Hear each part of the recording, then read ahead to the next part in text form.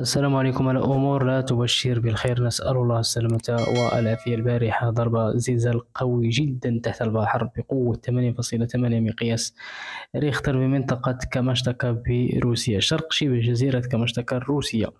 وقع على عمق تقريبا حوالي 19 إلى 20 كيلومتر، وعلى مسافة نحو 120 أو 136 كيلومتر جنوب شرق هذه المدينة. الزلزال نجم عنه تحذيرات تسونامي شملت اليابان، هاواي، الساحل الغربي الأمريكي، وكذلك تشيلي، جزر بولينزينا الفرنسية وغيرها، قبل أن تخفض يعني معظم هذه التحذيرات لاحقا خلال اليوم. بالنسبة للأضرار والإصابات في هذه المنطقة، في روسيا تقريبا سجلت أضرار محدودة وبسيطة في بعض المباني مثل مدرسة روضة وبعض المرافق، ولا توجد حتى الآن أي وفيات مؤكدة في روسيا بحسب المتحدثين الرسميين من الكريملين وزارة الطوارئ. تم الإبلاغ عن إصابة طفيفة فقط أغلب، ونجم عن عملية الإخلاء أو حركة العله في السكان مثل بعض الناس الذين سقطوا أو قفزوا من نوافذ أثناء الهروب. جميع المصابين في حالة مستقرة حتى الآن.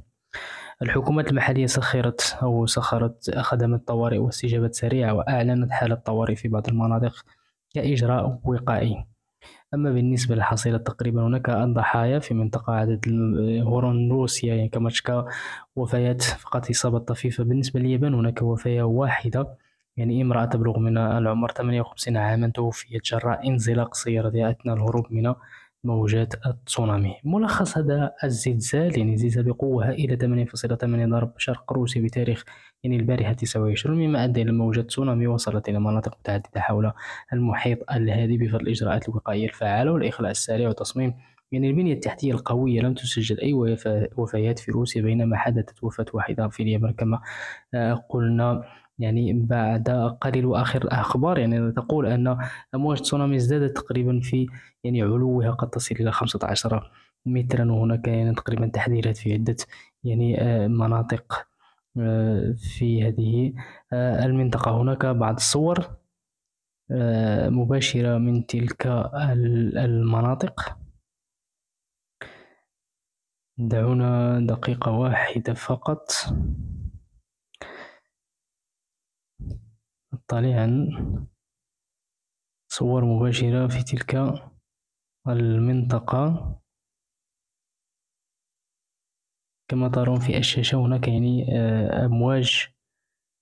هذه أولى صور بعد الزلزال في تلك المنطقة. هذه المنطقة بالضبط.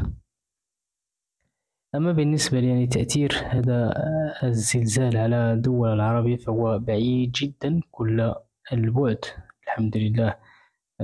على كل حال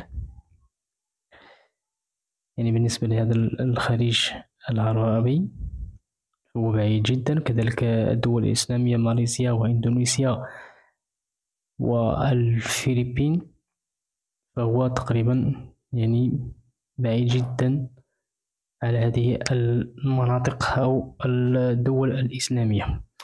أشكركم جزيل الشكر، والسلام عليكم.